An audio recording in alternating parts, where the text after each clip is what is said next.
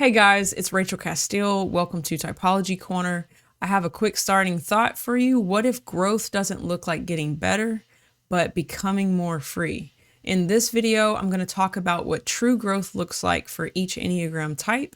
And this is the beginning of an amazing series I'm just now starting, Heart Work Mondays. So every Monday, I'll be talking about the Enneagram, emotional healing, and exploring our innate patterns of the heart and what growth looks like, what health looks like, how to love ourselves, and to come back into presence for each of the 9 Enneagram types. And today I've got some notes, so let's go on ahead and jump into it. So let's start redefining growth. What is growth? Let's start with that. Growth is becoming more you, not fixing the old you. Very big key point. The Enneagram is not working on the old self. It's coming out of agreement with lies that locked us into a pattern that kind of has us spinning our wheels and like living in a sleeping state where we're just kind of going on unconsciously. It's kind of become who we are. So yeah, it's not about fixing your old self, but coming back into presence. So some things I've written down, it's not perfection, but presence. Presence is living in the light, and perfectionism, striving, things like that, can take you from really living as your truest self. You can be performing, you can be striving, having something that you're measuring yourself by and aiming for that as your identity. It looks different in all of the types. We have the heart triad, the gut triad, the head triad. They have different emotional struggles. But overall, these statements do kind of apply to all the types. It's not about perfection, but presence. It's not about striving and trying to attain something, but more about surrendering to who you are, surrendering to loving what you are, surrendering to the light, surrendering to what you see when you're in the light, and learning to not condemn yourself, but to observe yourself and to be able to make new decisions. So it's not about erasing your type, but softening your fear around what you are so that you can be what you are. And sometimes that takes like peeling layers off from the past, words spoken over you that entrap you in a pattern of maybe avoiding something that was really painful. We all have a different fear depending on which Enneagram type you are. So it's more about softening that fear so that that fear doesn't control you anymore. Your type is not a bad thing. You don't need to be fixed. It's learning that you're safe, learning that you're loved, learning that it's okay to express yourself and things like that. That begins to shift into health, but it's not through like etching away at yourself like it's something bad. Yeah, in my journey, I also want to talk about like productivity culture and internal shame and how that's shown up in my life. I'm a type 2, so it's been very easy for me to identify myself by external expectations, checking off a list, what I got done, and that being more my identity than me being comfortable with sharing my real journey, being actually heart present. It's something I have to remind myself to like not wind up into that, like be wound up in that like unconscious striving. Yeah, and it's been extremely healing to realize that where I felt ashamed was actually like where my beauty is. Like it's actually the real me. I just began to be ashamed of what I am. And I've been on a journey of like finding safe places. I'm a person who walks with God. So in my relationship with God, I do see it to be that God has led me to safe places. And in my intimacy with God, I've begun to know that I can I can communicate my real journey, the things I'm actually wrestling with, the emotions that I'm experiencing, and the shame that I'm experiencing. And then God has brought into my life people that has played a big part in my healing. So I see healing and growth as more of a journey. It's more coming into healthy spaces, safe places, and learning the value of my voice, learning that it's okay to begin to unpack these things, to be able to express what I'm really going through, and that it's not shame producing, but freeing. It's more about freedom. That's helped me to realize that the growth I needed wasn't necessarily attaining what I thought I needed to attain, reaching the goal I thought I needed to reach, having some measurable external success, or as a two, it's like how I show up for people, and doing something for others and looking away from myself and tuning into them. I've begun to learn that real growth for me has been actually hearing my needs, communicating my needs, and getting my needs met. So this journey shifts. It's different for different people, but this has been my experience around this. That, yeah, more on like the productivity culture. Like, it's easy to like not grade ourselves according to our inner work, but our outer production. And there being a shame around the expression of what we're really going through, as though it's a problem, or it's like an inconvenience. So as a culture within myself, it's like learning to live slower, to honor what's really going on, so that I can begin to navigate and heal, and shift my perspectives, my mindsets around all of those things.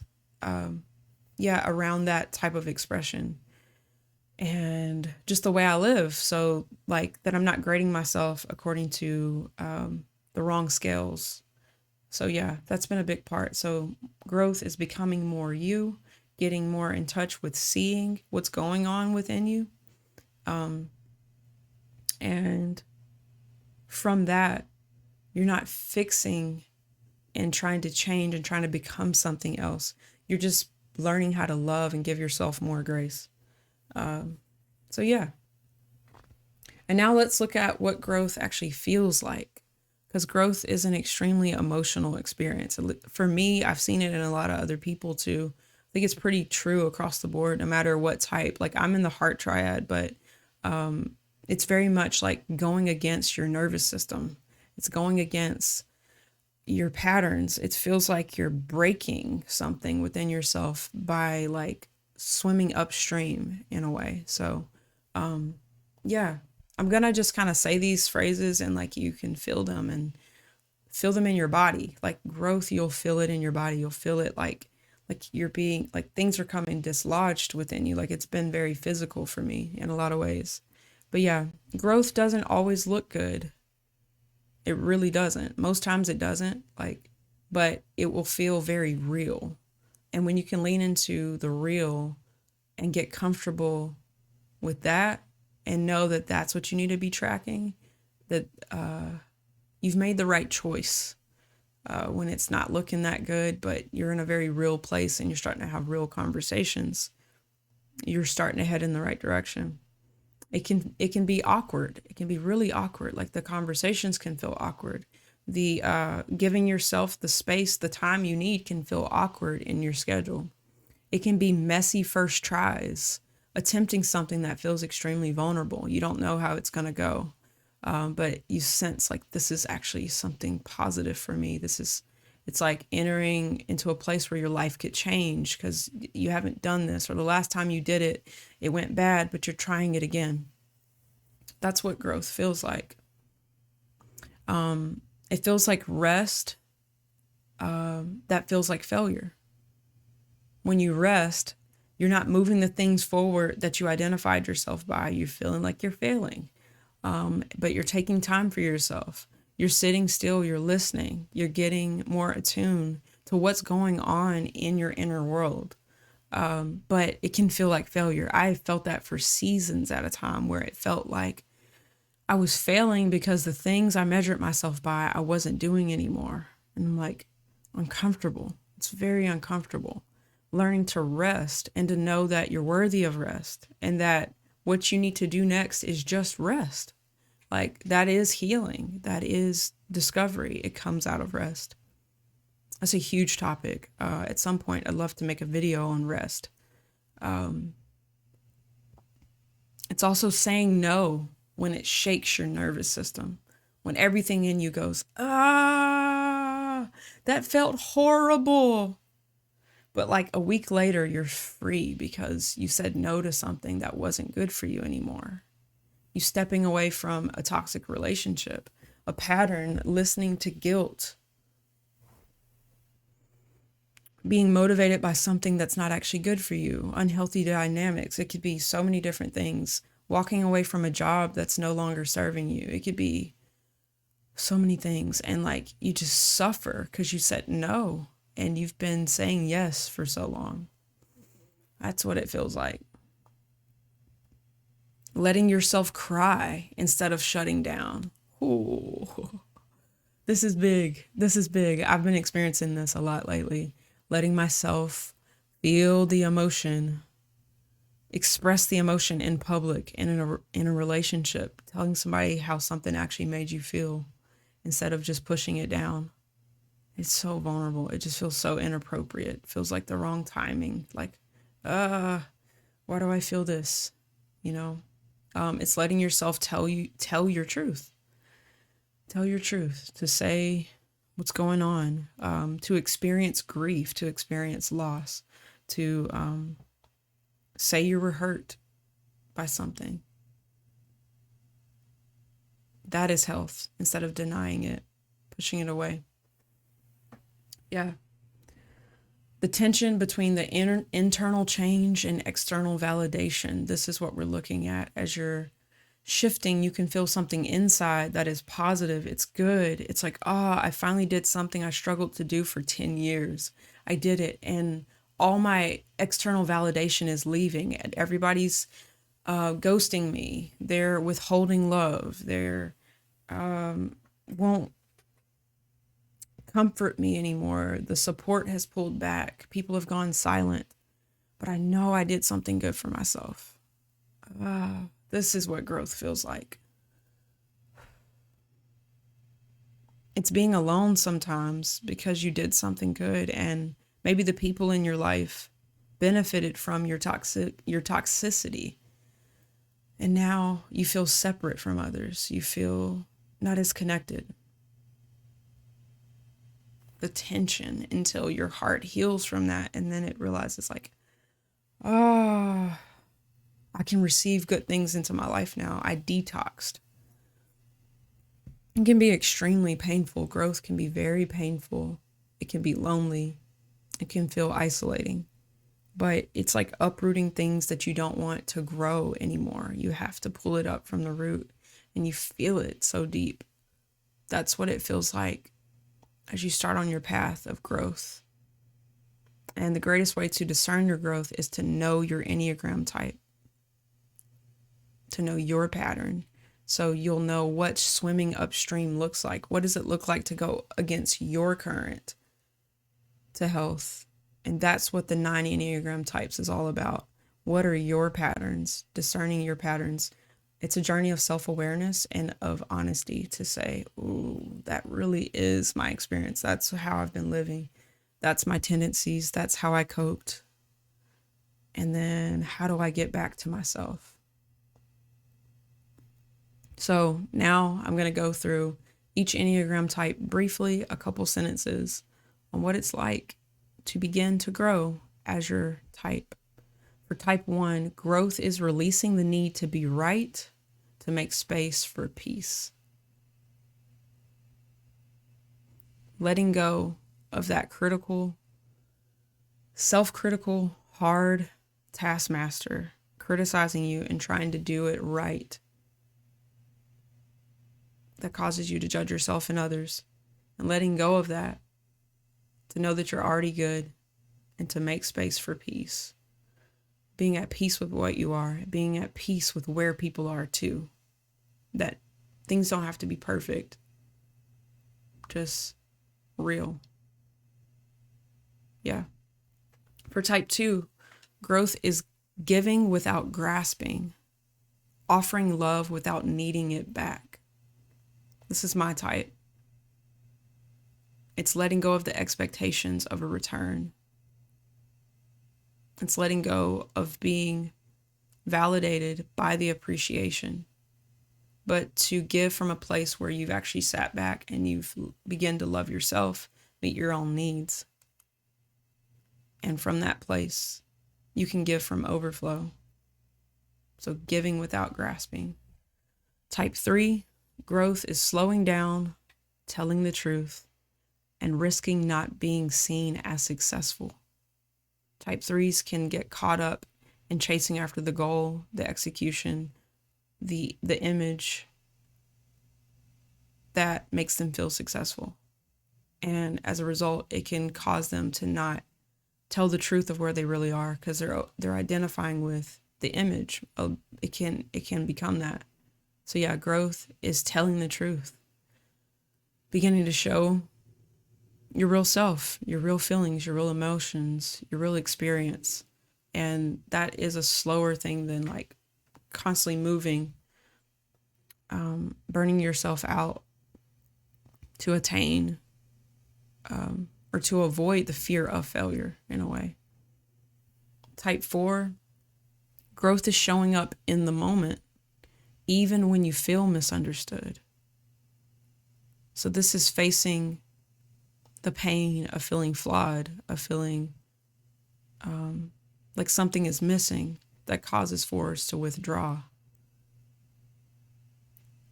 And 4s beginning to grow is it not causing them to pull away, but to come forward as is, with all the potentials of being misunderstood, and to bring their real self forward, and to share their emotions, that it doesn't cause them to hide their heart, but they can live from the heart. That deep emotional awareness is something that can be such a gift to other people when shared and lived in the moment. Type 5, growth is letting people into your world, not just your thoughts. This is powerful. Yeah. Type 5 is a withdrawing type as well. So out of wanting safety, wanting certainty, 5s can pull away and kind of become experts, and then not feel prepared to rejoin, to emerge, and to be with people. So type 5's growth is letting people actually into your world where you're living connected again. And you're not just sharing your intellect, but you're sharing you're sharing your heart, you're present with people, and enjoying that connection, being connected back to your heart. For type 6, growth is trusting your own voice instead of scanning for safety. So 5, 6, and 7 are in the head triad. So think of it as escaping into the head to deal with anxiety or uncertainty, to find a sense of security. So yeah, they have gotten used to looking outside of themselves to find a sense of security in other things, either scanning for what could go wrong, or finding a sense of morale or right and wrong through external means, as in looking for authority figures that they can trust to then like help them make their decisions. It's a fear of making a wrong decision with repercussions attached to it. So yeah, when they can learn to trust their own inner voice to be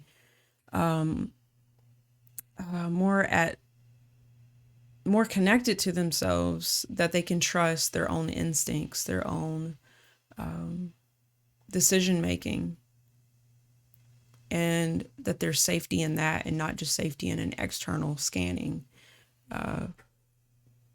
For ways to always looking for what could go wrong. There's a more groundedness within the self, that the inner committee of all these other voices is quieter, where they can just listen to themselves. Yeah. Trusting the still small voice instead of letting fear move you away from it. Learning that it's reliable. Yeah. And for type 7, growth is staying present with pain instead of running from it. This is big. Yeah. 7s can fear being trapped in emotional pain. So it's like, as they can learn that it doesn't last forever, I can move through it. I can feel it. I can stay in the present. I actually have the capacity, the grace. It's like learning that I can actually move through it.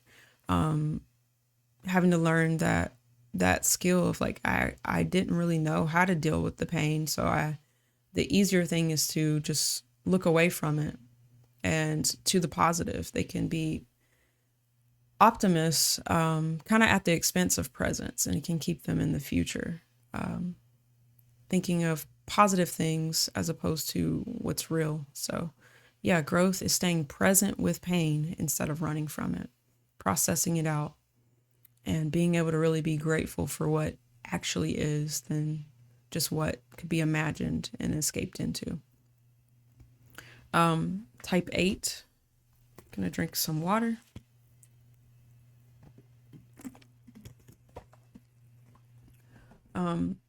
Growth is letting your guard down and asking for help.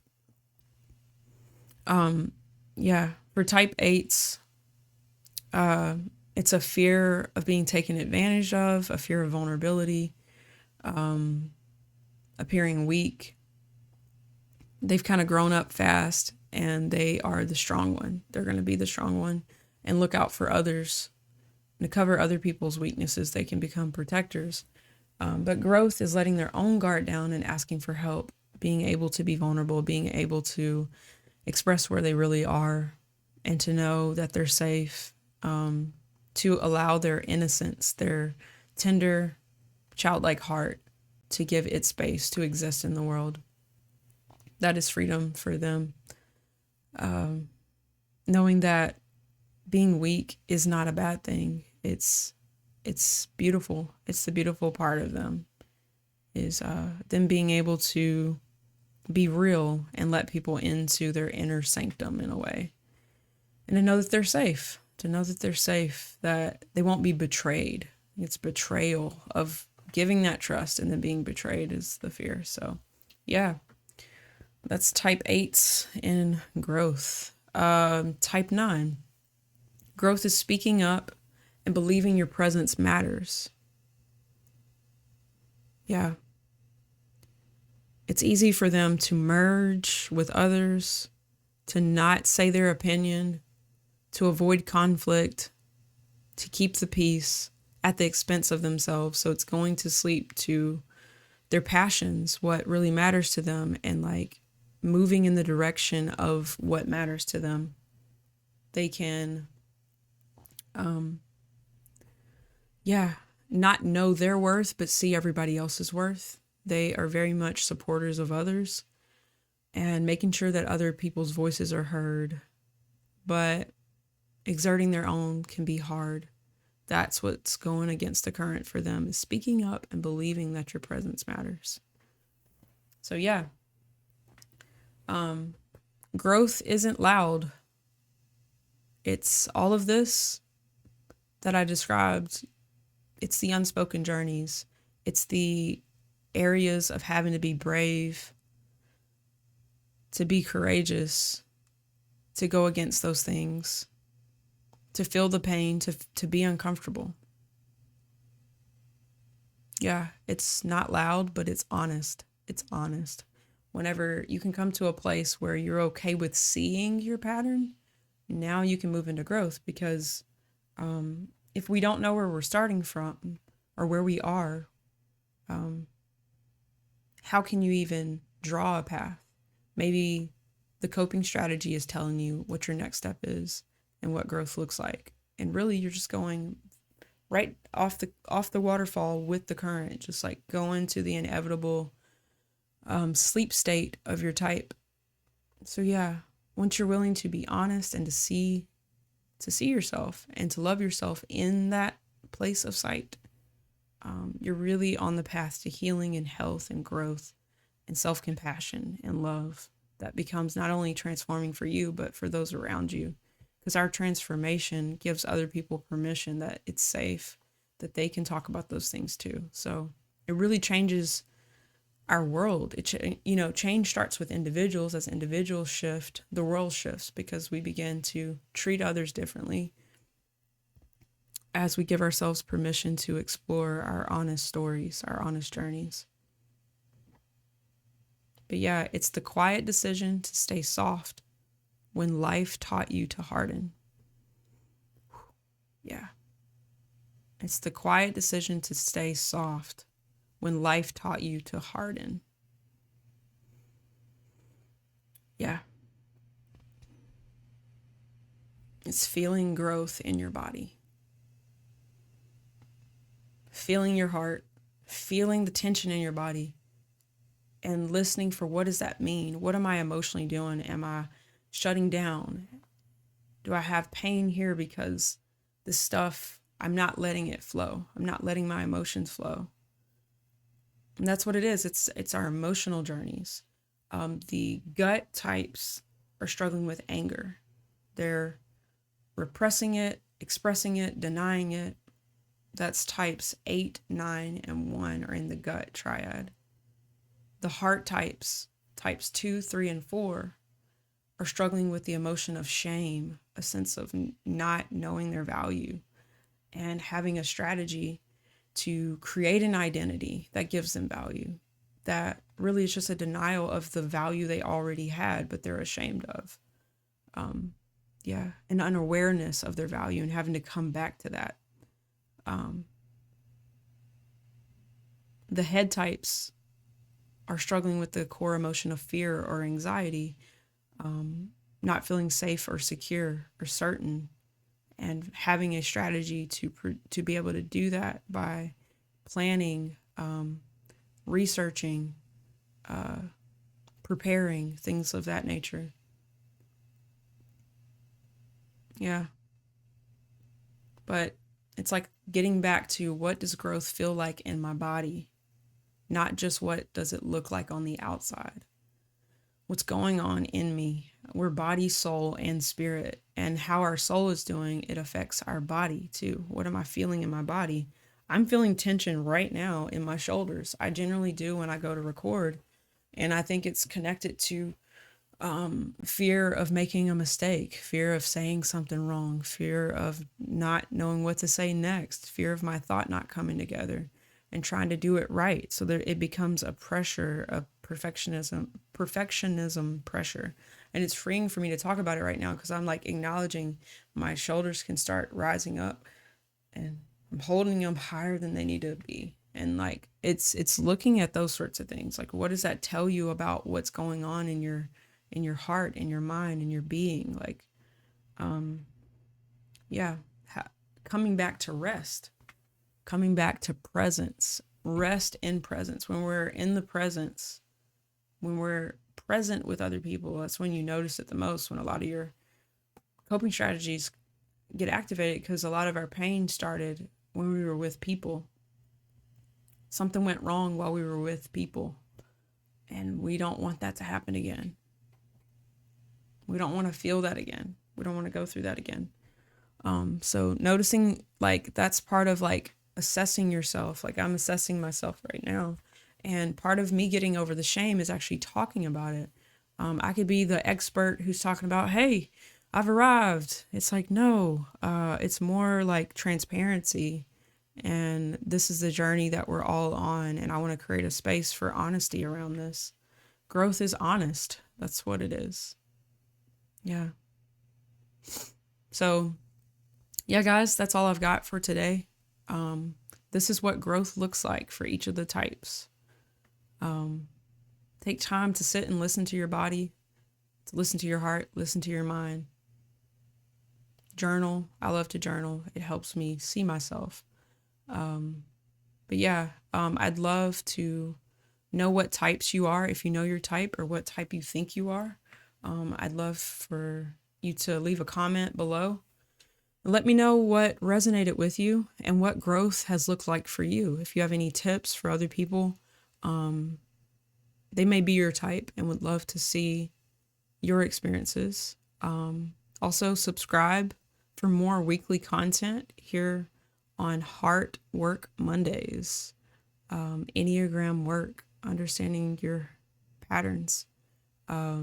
Yeah, this is a space every Monday to sit back and see where you are, to start the week, to see how you're doing, and to check in with your heart. So yeah, subscribe for more content on the YouTube channel. Follow me on Facebook, Instagram. If you're looking for a community to grow with, I have a Patreon for Typology Corner, and that has a private Discord community. It's $7 a month.